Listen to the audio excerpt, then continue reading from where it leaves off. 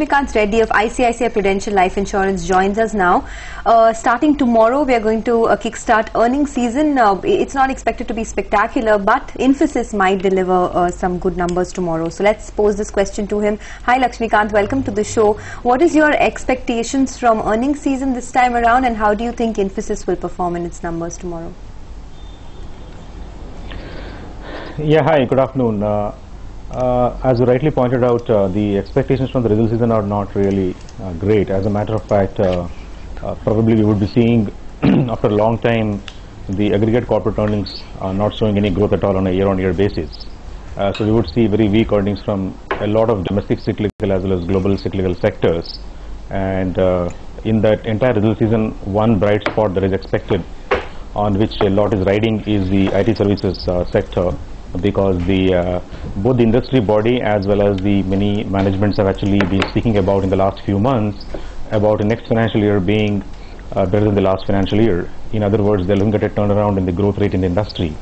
And specifically coming to the company that you're talking about, same thing there as well. You know, FY13 has not been a great year in terms of growth, and the expectations are that both the fourth quarter numbers that they will report as well as the commentary that they might give about the FY14 will be supportive of this expectation that the next year is going to be a revival year. I would say in the entire aggregate corporate earnings, IT sector results are going to be one of the more important ones, because there is an expectation, unlike most other sectors, there is expectation that there is going to be a turnaround in the growth rates of this sector as far as FY14 is concerned. Lakshmikant, hi, afternoon. What would your take be on the markets? It's been quite volatile in the past couple of trading sessions. Where do you think we are placed in terms of a possible cap? And what do you think is the big factor which is governing the volatility that we've been seeing?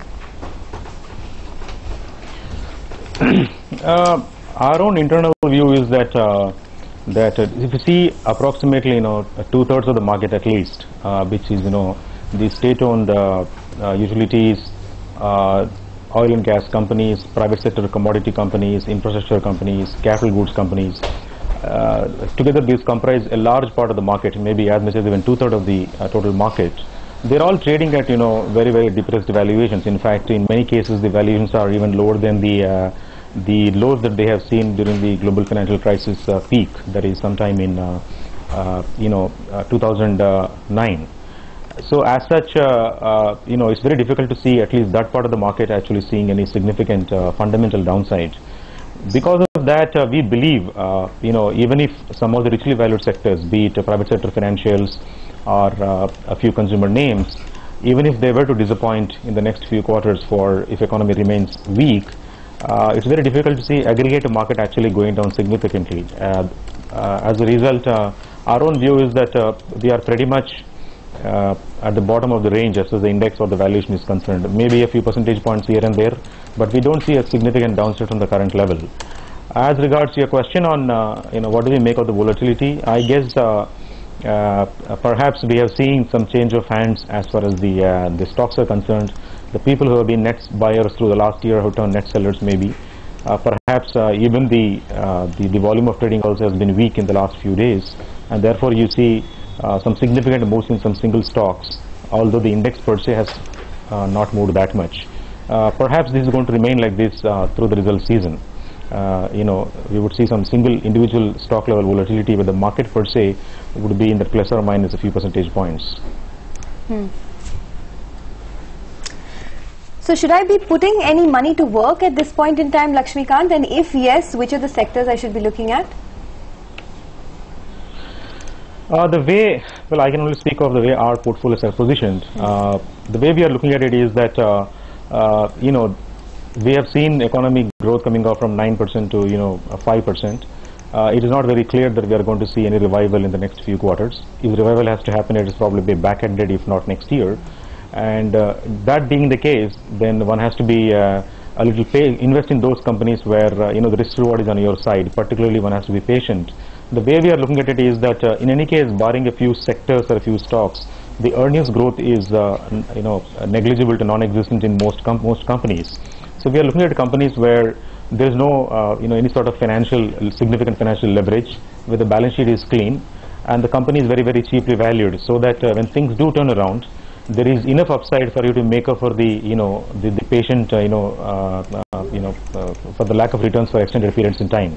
So there are many companies like that. For instance, we have many core sector government-owned companies which are very cash rich, which are cheaply valued. There are some companies in the auto space. There are one or two companies in the cement space. So there are many companies out there across which are cheap, where there may not be any immediate gratification because there's not going to be any significant catalyst in terms of earnings, etc. But a year or two down the line, one would be hoping to make significantly better returns than what one would make otherwise just by sitting on cash. Lakshmikant, we have the Reliance Industries numbers as well next week. What's the sense that you're getting about that particular trigger for the market, and how Reliance may perform this quarter around? Well, I would find it difficult to comment on an individual company, but I guess the expectations are that given what we have seen, the strength in the JFM quarter for the refinery margins, you should expect most of the refineries to report on a year-over-year basis fairly strong numbers as far as the refining business is concerned. Of course, the company that you mentioned also has certain other businesses, including oil and gas exploration, where the throughput has been year-on-year basis has seen some downside.